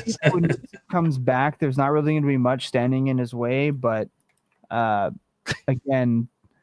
Oh, thanks, ATM. scheme or not, he's going to be a no from me, dog. Yeah, the offensive line is broken up. It's trouble in Houston, man. But enough about the syrup drinking down in Texas, man. We talk about them receivers, man. We know Salt did his thing, and I will say this though, to be honest, if Salt would have took a Purdy, Dak, Tyler, Trevor. Yeah, that quarterback room over Irvin. If he skipped Irvin and took one of those quarterbacks, I think he'd be close to what Theo ended up with right here at this point, at least. Just having free and take field. I don't know. Any combination of not Tyler not shucking it. Yeah, he's shucking it up right now, man. So we know Theo and Salt. Who else we got, man? Because there's some guys that got some late receivers that it might not be the best, but they did all right, man. What y'all thinking? I think T-Rock pretty much did his thing, right? Having Higgins, Pat Bryant, Collins, and Joku. I have 0% exposure. I was just driving at work and panicked. I feel that, brother. Zero exposure to who? Higgins? No, I thought Salt. I think he. I'm hoping he means. Oh, that's what he just commented on. I gotcha. Well, maybe you should put the phone down, Salt, and not be drafting and driving at the same time. We'll get killed, man. Better than drinking and driving, man. Drafting and driving don't sound too bad, man. We'd take draft that responsibly. Exactly. Man, Fizz, he be creating thumbnails while he's driving, man. So I'm the worst person to talk to. Yeah. But yeah, the receiver thing, where we at with it, man? Outside of the top two guys, we know got it, man. Who else got it? Who was in number 3? I guess. Can we close out on number 3? Patty Mills, maybe, or no? Got a pretty decent one. Receivers? Yeah, receivers, Tom. Yeah. Mm-hmm. Well, I like Voorhees, man, with Rome, AJ, Ibuka. So we said Salt and Thea are the top 2, right? Oh yeah, so for we're sure. looking for number 3. Who is just like the runner-up to these 2 giants at the receiver position? Man, I mean, Tom got a tough with CD, Higgins, Flowers. What about Shock? What if Marvin Harrison actually is a fucking top 12 guy this year, despite him not really being utilized very well? Amon-Ra is he's been top 3 for years now. I'm not big on Waddle because he didn't show up last year whatsoever when they really needed a wide receiver. They fucking needed to go to Jonnu Smith and Achane a million times. He didn't do shit. So I'm not as hopeful as Tom is with Waddle. Coach, I think Mike McDaniel has to learn how to coach his way out of problems. Let's also not forget that again, we had mannequin Tua once again this year because that man chooses to slide head first for no reason. Mannequin challenge, man. We had some of the worst quarterback play we've seen within that offense. The reason I like Waddle is because we've seen him in every role type, whether it's the deep role, the short role, and within this offense. Would have liked it versatile. Better if Tyreek Hill wasn't there, but now Jonnu's not there to eat those up. Darren Waller, give me a break. So if there's an opportunity to bounce back, it's now, which is why I like that price. Yep. I would. Jamar Chase and Garrett Wilson has my heart. And I'm not a big Burden guy, but it's not a bad bet at that spot. And then you've got newly minted Cortland Sutton. So I like any room that has Chase, it's hard to say no. But you give me my boy Garrett. I'll say 3. I'll say Soggy. Okay, Danger. All right, man. Shout out my boy Danger, man, in the building. And hey, man. So look, let's get to the tight end. And my boy Flock said he would love to hear who's going to win year 1. So tight end rooms, would it be in a 2-point tight end premium? Of course, Tibble just landed with Brock Bowers out of nowhere, right? I think that's the latest we've seen Brock Bowers go at like pick 103 one time. So to see him go, it was crazy. This far is crazy work. But just looking at the tight end realm, everyone knows my favorite tight end of all time. So I definitely got to holler at my boy Nick at the bank, aka Flying Flock. He has breakout season Kyle Pitts on his team, man. So I'm gonna give the flag to my boy, man. Plus, he got Trey McBride. But if I don't got to go with favoritism, I might got to go with Fat Jericho, man, having Warren and Ingram, man. I think Ingram this year is due for a heavy dose of tight end over in Denver. And I like what maybe Bo Nix might do with just having a trustable tight end and Sean Payton being the quarterback. So, yeah, I'm gonna go with Fat Jericho with this tight end room being maybe close with Nick, but having McBride and me thinking Kyle Pitts is that dude. I'm gonna go with those 2 guys, man. It's high for me. Go ahead, Tom. You still think Kyle Pitts is that dude? Hey, Tom, man, listen, Kyle Pitts is going off this year, brother. That's all I'm gonna say. Just remember you heard it here, all right? So get your fantasy points together, brother, because it's going down in the A this year, man. Tom, he asked ChatGPT about it last week, and ChatGPT said that he's going to go back to his rookie season. You heard me? This is going to be the second time I'm going to be the bearer of really bad news to someone who loves a tight end at South Harmon. I did this with ATM last year, and I regretted to inform him that Noah Fant was cooked. And I hated bad luck, man. Right. He don't count, man. I hated being right. He's bad luck. Kyle Pitts is expensive. Has a better chance of succeeding in the Canadian Football League in 3 years than he does in the NFL at this rate. Hey, man, I'm just saying Bijan 7, Penix is 8. No, Pitts is 8, and Penix is 9, man. 7, 8, 9 is right on time with me. It's going down. It's going down this year. Just know that, Tom. That's all I'm saying. I hope for you that it happens. Big dog. That's it. Just remember this night. Remember this night, man. You feel me? forever. I'm never going to forget this. Here we go. As for tight end rooms, I'm just going to say myself, because I have Brock Bowers, and that's pretty much all I need for Dynasty for the next 10 years. Yeah, I like that one. But Trey McBride is like 1B, so also goated is Nick at the bank. Shout out the Ravens. So where you at with Evan Ingram? Because I did think that Warren and Ingram is like, if you had to have two guys, I think that's a nice pairing. Where you at with Ingram this year? I think everybody misunderstands what Sean Payton says when he refers to the Joker role. This is something Scott Barrett talks about a lot. And I'm not as optimistic that this is a better situation than him getting 100+ targets in Jacksonville. Right, that was kind of the best spot for him, right? 100 catches, but under I think that was just an anomaly, though. I think that was fake. He literally broke a record doing that. Yeah, I wouldn't expect that anyway, honestly. But that was best case scenario for him, in my opinion, was a team that likes to throw it underneath, use his skill set that way. He's not the tight end he was drafted to be. And I don't trust Sean Payton. I don't trust a word he says. I think his Joker role is just him, because he's a clown when it comes to telling lies. I've never needed. Look, I love Coach Speak Index. If you're not following him, you should. I am in his Discord the most just to find out what Sean Payton is spewing lies about this week. So I just don't trust him at all. Not with his running back rotations, not with his tight end usage, the Joker role. I think it's a little overblown. I think he's a great player, but he's, again, we're talking about nesting doll. He's a tight end nesting doll to me. He's one of those guys that have the same chance as someone like an Njoku would, or a Jake Ferguson would on a week-to-week basis, in my opinion. Okay. Yeah, I completely agree with you, especially about that Coach Speak stuff. I mean, Fizz is always freaking tagging me with some bullshit like about DJ Moore and shit like that. I can't stand all the lying. It is so important in Dynasty football, or just fantasy football in general, to be able to discern what the bullshit is. No one has stopped to ask what Peyton means by the Joker rule. So we've just gone along with it as a fantasy community. So I absolutely love that you're bringing that up. And I think as far as this tight end room goes, if you don't get Bowers and McBride, I love when you can get either a Kittle or a Hawkinson or an Andrews later on, you know, where they have that upside to be those top 5 guys, especially with Andrews now with likely being out for probably like the first month.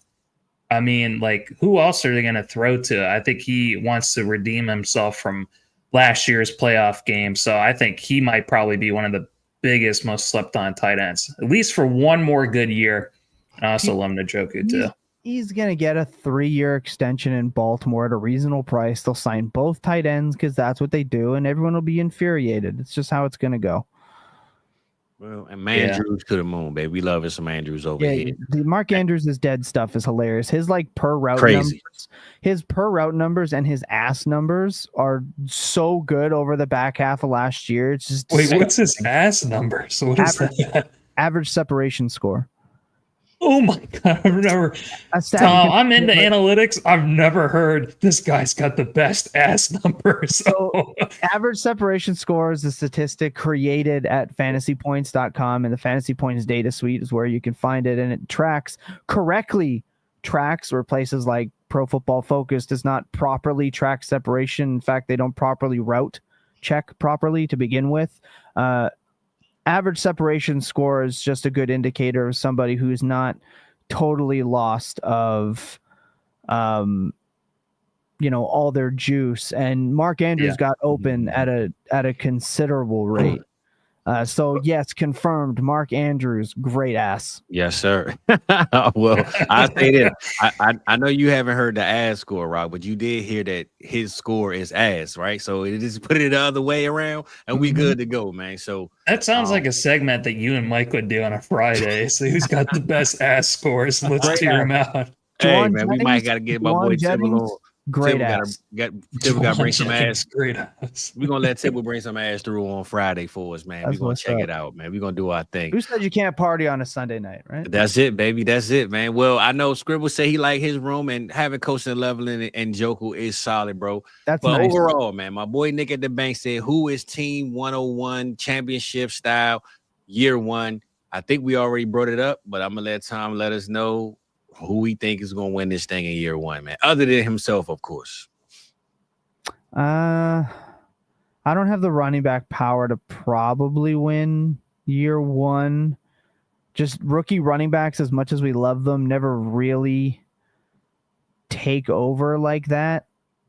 Just historically, they're like a year 2 to year 3 type thing. Really hard to beat Theo. That's it. Really, that's my pick. Really no aggressively hard to beat Theo. No question. Because remember, we only on round 13, so he could just go get 3 rounds of this random running backs and some other things too to just fill in. It is best ball, so I think he has the floor plan and Andre Stevenson, other guys like that are still available. Yeah, so, if he uses that golden gun that we talked about earlier, those draft picks correctly, you can buy veteran running backs from teams who thought they were competing, who are no longer competing, and you can use that golden gun to find your golden goose in your RB2. Or you have Tootin. Maybe he is the chosen son. Maybe he is the one, the prince that was promised. We don't know. So it would be, look at it this way. All right. So Nick at the bank, obviously playing to win. You draft Derrick Henry. You've got the Godwin. You're going to have a Rice suspension. Kyler Murray being booty cheeks for most weeks and then having stellar games. That's what he does. That's what he did all of last year. Is he ass or booty cheeks? Well, booty cheeks, because we can't track his average separation score. So we call him booty. He was bad, woefully bad, most of last year until the end of the year. We really kicked it up. That's what boosted him to that number 11 in points per game, the fantasy points data suite. You're going to have to weather a Rice suspension, hope Jameson Williams does what everyone's been talking about, and you roster Keon Coleman. So there's a good chance you come out of the gate so slow you're looking to sell. Just rostering Keon Coleman is enough for me to say you might want to sell off some pieces by week 6. And if that's the case, I'm just sending whatever I need to send and going to try pry Derrick Henry off your roster. There's my RB2. So there are scenarios that make it so he didn't need to draft an RB2. There are definitely scenarios where he could go and get an RB2. I mean, again, it's multiple rounds. He can just draft 3, and then one of them could pop out as the RB1 because of injury. You know what I'm saying? Exactly. So yep. That's usually how it works. Yeah. But Rock, what you thinking, brother? You was quiet over there, man. Before we close out of here, we let my boy Tibble go ahead and go, man. Well, I do have a couple of questions for Tom. I'm done with this draft. You done with the draft? Okay, my brother. Yeah, y'all get the screenshots in, and we're going to let my boy kick it, man, for the ticket. See what's good, brother. Holler at Tom, man. Let him know what's good, bro. So I was actually listening to, Tom, that Spotlight podcast that you did with Mike a couple of years ago. I was just reminded by how awesome of a journey that you have, the different life experiences that you've gone through, and just the wisdom and the good vibes that you bring to people every time that you go on a show, whenever you interact with people. And I was thinking about, while listening to you and Mike, I mean, you've been playing fantasy football for a long time. You've been doing content for years. Mm-hmm. Has the way you look at fantasy football or your process changed in any way for 2025? Because I know you were talking about your health journey, trying to prioritize the right things in your life. Yeah. So I was kind of curious about that. That's a conversation me and Fizz have all the time. I think if you're not constantly changing the way you look at the game will pass you by. Keep up, baby. It's You know what really helps my thought process with this?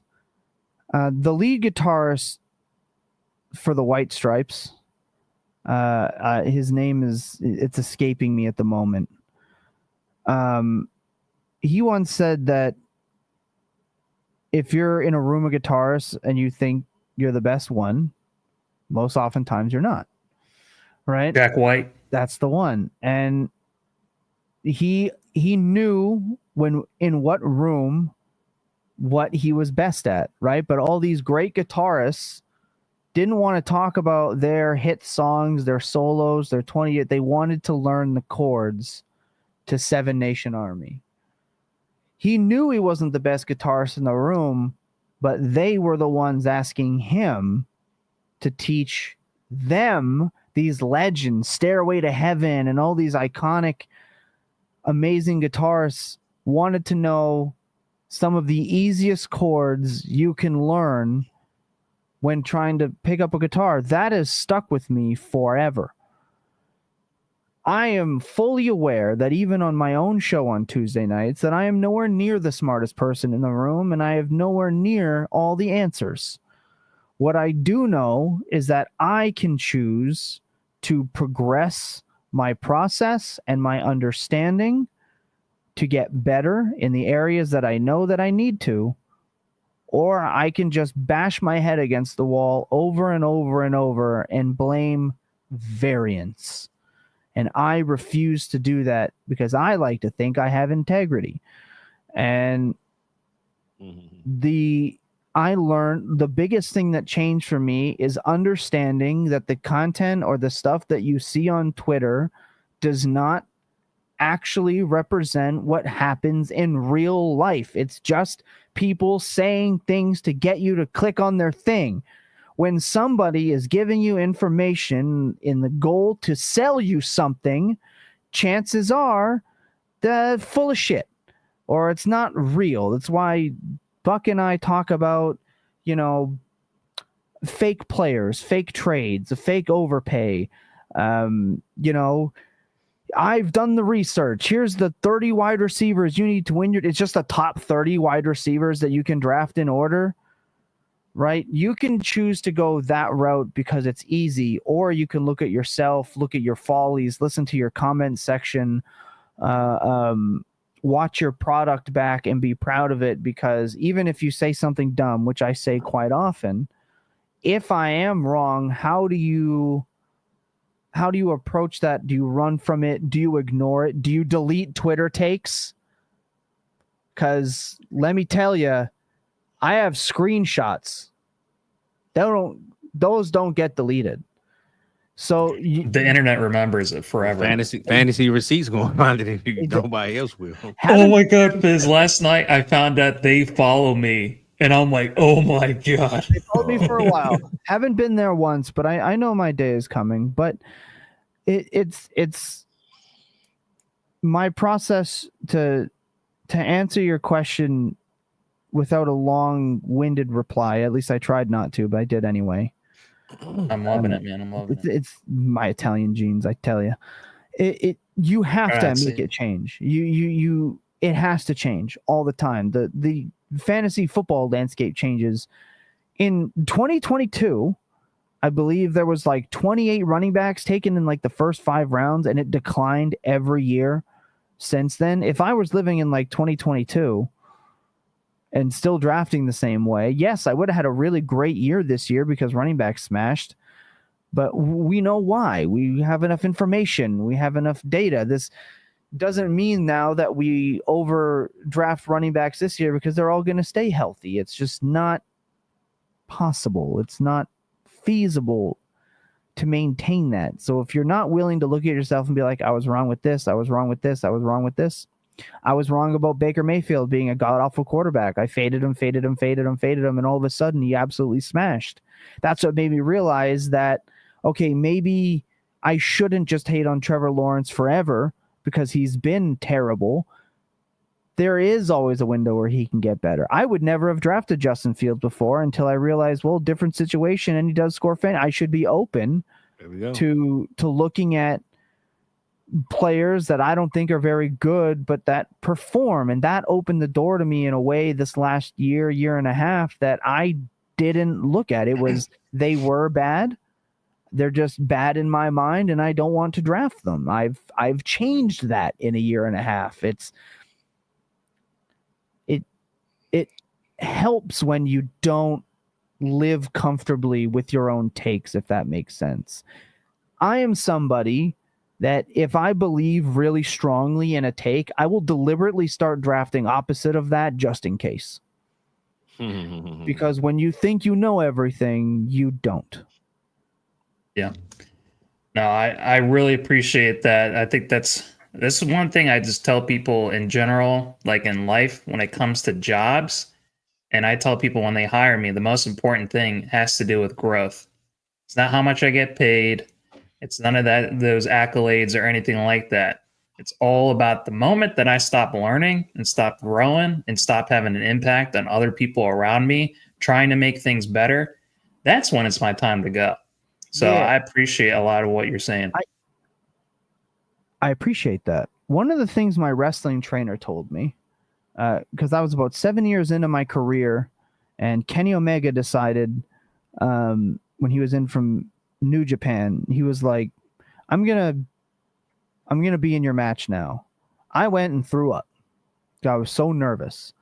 And I told my trainer that I was like, I've been in the business 7 years, 6 years, whatever. I shouldn't have these butterflies. I shouldn't be nervous. And he said, Dave, which was my wrestling name's David. He said, David, the moment you're doing something you love and you don't get butterflies and you're not nervous before you go out, retire. And before we hit live here, I have to get myself in a headspace. I get nervous. What if I suck? What if I don't bring the energy? I feel like there's an expectation when I show up that the energy is high and the jokes are there and the rants are good and solid and all that. Like, I get nervous showing up here, showing up to my own show, whatever. And that also goes for learning. And like you said, making the area around you better, leaving it in a better place than when you left it. And you can't do any of that if you don't hold yourself accountable and you don't learn on your own accord and you don't think that there's something wrong with what you're doing. You'll never grow. So you're absolutely right. No matter where you're going, no matter what you're doing, if the goal isn't betterment of yourself, your content, and what you're delivering and putting out, it's gonna die, and a part of you will die with it. But ultimately, though, Tom, the people that's watching you going to understand that it's dead. You know what I'm saying? That's what it's really come down to. The people are going to see it. Like, this dude is done. Like, you can give off an aura or a feeling to your audience like, hey, man, it was fun while it lasted, but this dude, he ain't got it no more. You know what I'm saying? That's the part that you got to realize. Like, hey, it's time to switch it up, or I'm logging in to watch this guy do the same thing he's been doing since I've been watching him. So it's always good to change it up, keep it going, staying with the times, but also being yourself, because that's why these people are here, man. They here to see you. They here to see me. They here to see Rock. They not here just for our fantasy takes. They here for us, and that's how I treat it every time I come on. I learned the best piece of advice. I get asked, now that I'm full-time in content, I actually think it's kind of interesting. Again, like you were joking, like you're coming in from work and you got to get ready for the show and stuff. And I was like, yeah, I miss that. Like that makes it not matter more. It makes it, almost like a sense of worth a little bit more. And the best advice I got was from Pat Dougherty. And he said, you have to remember when you're doing a show that people in their cars are not pulling over to the side of the highway to write your stats down. After I learned that, our show changed. Everything changed. The way I took in content changed and analyzed it changed. So you're absolutely right with that people are definitely not only tuning in for your insight, they want their questions answered. Some people just want to hear the sound of their own voice when they're listening, when they're leaving a comment, things like that. I get it. I get the game. But at the end of the day, they want to be entertained, and that's what matters. Yeah. Yeah. Shout out to Fizz, just because I look at where I was when I first started, Tom, and where I'm at right now. And this guy, Fizz, he has built me up so much when it comes to my confidence. And I put all my confidence, just coming from, I was writing for South Harmon the first couple of years. I'm still writing right now, but I put so much of my heart and my soul into my writing, especially when it came to the data, the analytics, all that stuff, because I wanted to view it as this is truth, this is gospel. And I wanted to bring that to the show, but it was getting in the way of the most important thing. And what I really appreciate about what you guys are doing over on your show is just, it's all about being genuine. Yes. It's about being yourself. And I was a little bit nervous coming on here tonight too. But the main thing I had to remind myself of is I am here to show you, to show Fizz, and to show the people love. So as long as you have that, if you don't have love, you don't have nothing. So at the end of the day, you have to always just remember that thing right there. At the end of the day, it doesn't matter if I get things wrong. Man, I can't tell you how many times, Fizz, after our show, I'll go back and be like, oh shit, actually, that was totally bullshit, that fact that I actually gave. Sometimes I just say things in passing, and that used to just kill me. But now it's just like, you got to give yourself some grace, man. Because like you said, people don't come in just for every single stat they have a receipt for. It's how you make them feel is at the end of the day the most important thing. I've butchered like definitely 3 different statistics so far today, at least. Like just because we're operating at the top of our head. We're not robots. Being genuine. One comment I usually get on Dynasty Points consistently from people who hop in there and are on with us is that it is the most genuine show in terms of like, we are just who we are. And I love, shout out Fantasy Points for that, because when we jumped aboard, they could have said no more this, no more that. We're out of pocket. We make insane jokes at times. Trying to keep Jacob in a box is impossible. He's a wild card, and they said we just do everything that you're doing and be that creative and energetic and genuine. That I'm not any different in person than I am in front of this camera or behind this mic. You guys have met me in Canton. I'm the same guy, right? And that's so important, because I know that in entertainment and in every industry, it's not always the case. And I know this, especially from wrestling. Don't meet your heroes. But it's people know when you're being real or not. And yeah, you're right. It's important. Shout out to the show Severance. There's some people have their innie, some people have their outie, man. And sometimes they're completely different. So, right. It's like customer service voice. Right? Hi, how can I help you today? What is it that I can do for you? I am so sorry that has happened. Please hold for 1 minute. And they're just like, this guy's an asshole. Like, it's just not, we know what happens, but try your hardest, to, again, just rein your natural personality through. And that shit freaks me out, Tom. I can't do that. I can't flip a switch and like act like that. I have to put myself in a headspace where it makes sense to me in order to have an interaction with a person like that. That shit's weird to me.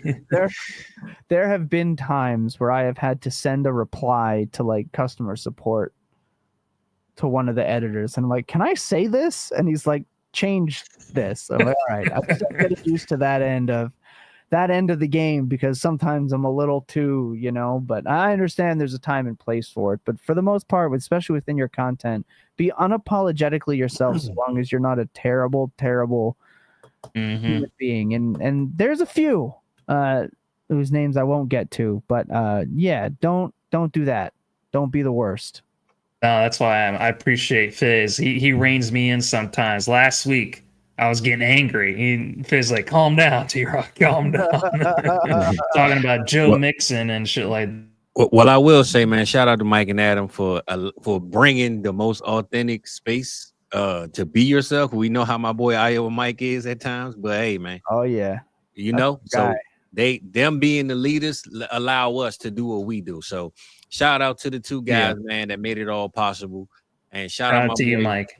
My boy Rock, man, for posting the liquor. But Tom, man, we appreciate you coming through, man. We needed to share this good new way of drafting, man. Hopefully you sit back after this off season and say next year, this might work out, man. I might have to get into this, I tell you what, next off season, invite me to one. I will come and play with people from South Harmon. Hey, so listen, Rock was gonna ask you tonight, but next week we're gonna get you on next year. Next year we're gonna holler next you on year. Next year. I will. There we go. I will fully commit to doing one Dynasty with every. I don't even play Best Ball Dynasty. Add the check. But I will play one league with you guys with this format in Best Ball. Believe it or not, I'm actually in the South Harmon Dis. I'm creeping around in there all the time. I'm not active, but I go and check in, so I'm often keeping up with. There we go. What's happening with South Harmon? So I'm glad to hear that, Tom. You can glad to hear that.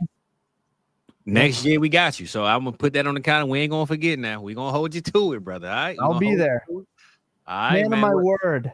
My man, we believe it. We believe it, man. And since we getting up out of here, Tom, anything you want to holler at the people, let them know, what you got going on or whatever, what's next for you and what we got coming up, and we're going to let you go, brother. Sure. I appreciate that, man. Just first off, shout out to you guys. Again, met you guys first time last year. You guys were more than welcoming to me. Random Canadian out of water in Ohio. You guys were great. Obviously, shout out everything South Harmon does. I mean, I've been a big fan since Mike and I randomly became friends because some guy was trashing a trade that we made. And, those are bonds that can't be broken. Shout out to everyone in the comments and listening and everything that goes on over there. If you want more of my mindless ramblings, you can get them Tuesday night. We go live with Dynasty Points at 9:30 Eastern time. We're a bit of a later show. Again, the lawyer just makes life difficult. We're a bit of a later show. That comes out podcast form on Wednesdays. We have the Dynasty Points Market Report, which comes out sometimes Thursday night, sometimes Friday morning with myself and Andy_Buckler. We keep that as raw as it gets. That is just straight to the point. We don't hold punches. Us versus the content world and how to see right through it to do what we like to do, which is play for money, not for clicks. If you want to play for bread and not for clicks, that's a podcast for you. I also write the weekly podcast summary at Fantasy Points. If you want to check out what we have going on at fantasypoints.com, you can check out that article that comes out every week. And it's just a rundown, but most importantly, just remember that there's people on the other side of the screens when you're talking all that trash, and that clear eyes and full hearts can never lose. There we go. Here we go, Tom. I like how you close that one out. Rock, man, get us up out of here, man. Let us know what's good, brother, before we go. Shout out also to the data suite as well. That is something that is one of the most powerful tools out there. If you have the data suite and you have Warp, man, you'd be unstoppable in the fantasy space right now. Also, too, shout out to the draft guide that we worked so hard on earlier this year. We put it out months ago, and we have updated it multiple times since then. So a lot of people still doing drafts right now. So make sure you give that a look over before you get into your next draft, especially when it comes to these rookies. The link is absolutely in the description too. So just a reminder. Yeah. But that's all I got. I really appreciate you, Tom, and Fizz, and the great people. I mean, I was just thinking about earlier when I was in the tub, I'm like, man, I got it the absolute best. I get to go on walks every day, get to take a nappy poo, get to eat whatever the hell I want, and then I get to hop on with you guys. So ain't no one got it better than me. So for sure, bro. Well, we appreciate you, big dog. We appreciate Tom coming through. But Tom, man, I know it's your first time over here on the cook up with us. But hey, man, we gotta lead a show the way we supposed to leave it. So I let Rock start it off. Well, I'll kick it off, man. We're gonna close out. And I didn't even come on with an intro. You a guy that's a wrestler. You got your own intro. I didn't even play our intro because I wanted to get straight to work. So we're gonna close out with the intro. But before we close out, Tom, I gotta get one of these before you leave, man. Because it's just law around here, man. So when we get out of here, we always close the show with a and then we get out of here. You feel me? So I can play it. Give me one of those sounds. One more time, bro. I was talking too bad. Go ahead, there we go, Tom. We appreciate you, Dog Fantasy Points. My man Tom is in the building. We appreciate y'all. Tap back in this week because you never know when we're gonna come back. But stay locked in, stay tuned, hit the notification, subscribe. We out of this thing. Hey, they wrote me off, I ain't write them back. Nah. Follow me, but don't double tap. I ain't liking that. You subscribe, I monetize. Now who's striking that? Wanna see the contract? Who got the rights to that? This my story. I spent my whole life on that. Time's up. Shador Sanders with the rollie in the armor. I could do this shit with my eyes closed. The main attraction don't come at me with no side show. I'm selling high, they wanna buy low.